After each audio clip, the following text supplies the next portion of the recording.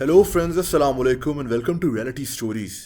दोस्तों, 11 मार्च 2011 वो तारीख है जब जापान के टोहोकू रीजन में एक बहुत खतरनाक जलजला आ गया और इस जलजले की वजह से समंदर में सुनामी आ गया। ऐसा सुनामी जिसने जापान में तबाही फैला दी। इस सुनामी की लहरें 133 फीट तक ऊंची चली गई थीं। इस खतरनाक सुनामी में 15,000 से ज्यादा लोग मारे गए थे और 10 लाख बिल्डिंग्स या तो मुकम्मल तबाह हो गईं या फिर इनको नुकसान पहुंचा। आज भी यहाँ 2,500 लोग लापता हैं। ये लोग इस सुनामी में डूबकर आज तक नहीं मिले। दोस्तों, ये दुनिया की तारीख के खतरनाक तरीन हादसात में से एक था। जापान में शोक का आलम था। ये लोग आहिस्ता आहिस्ता इस हादसे से रिकवर तो कर गए, लेकिन जापान के इस इलाके में कुछ अजीब होना शुरू हो गया। यहाँ लोगों को जिन्नात की मौजूदगी का एहसास होना शुरू हो गया। ये सारी कहानी क्या है, इसमें हकीकत कितनी है, अब इस पर बात करते हैं।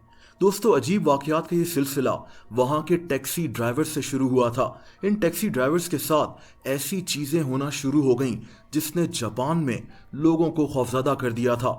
यहाँ के टैक्सी ड्राइवर्स का दावा था कि इन्हें जिन्नात की मौजूदगी का एहसास होना शुरू हो गया है। एक टैक्सी ड्राइवर ने मीडिया को बताया कि एक आदमी इसकी टैक्सी में बैठा, रात का वक्त था। थोड़ी देर सुनसान सड़क पर टैक्सी चलाते हुए जब इसने पीछे मुड़कर देखा तो ये मुसाफिर गायब हो चुका था। एक और टैक्सी ड्राइवर के मुताबिक एक दफ़ा एक औरत इसकी टैक्सी में बैठी। इसने इस ड्राइवर से कहा कि मुझे एक जगह मियागी डिस्ट्रिक्ट में ले जाओ। अजीब बात यह थी कि ये जगह सुनामी की वजह से बिल्कुल तबाह हो गई थी। ड्राइवर ने इससे कहा कि उस जगह तो कुछ भी मौजूद नहीं है और ये औरत भी उसी वक्त टैक्सी से गायब हो गई।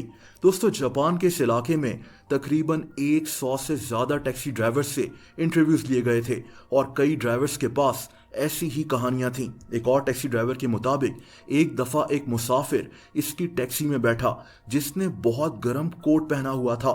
ये ड्राइवर हैरान रह गया क्योंकि उस वक्त गर्मी का मौसम था और फिर इसके साथ भी यही हुआ। थोड़ी देर के बाद इस मुसाफिर का टैक्सी में नामो निशान नहीं था।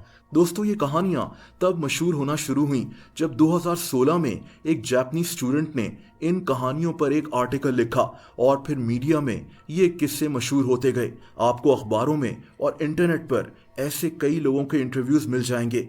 ये कहानियाँ इतनी मशहूर हो गईं कि इस इलाके के लोग बहुत खौफजदा हो गए थे।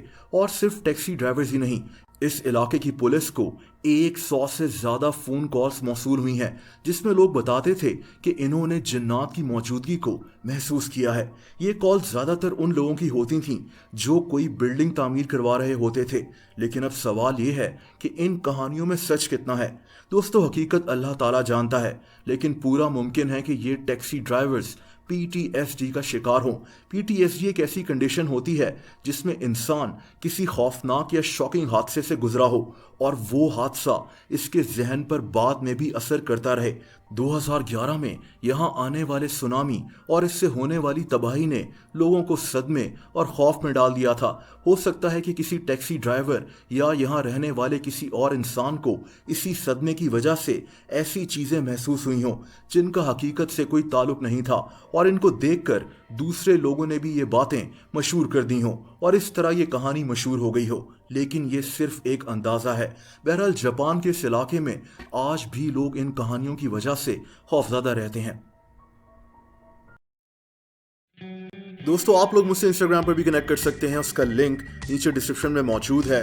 वीडियो पसंद आई हो तो वीडियो को लाइक ज़रूर कर दें। ऐसी इंटरेस्टिंग वीडियोस देखने के लिए इस चैनल को सब्सक्राइब कर लें और बेल आइकन पर भी हिट कर दें ताकि इस चैनल की वीडियोस के नोटिफिकेशंस आपको मिलते रहें। अपना बहुत ज़्यादा ख्याल रखें। अल्लाह हाफ़िज़।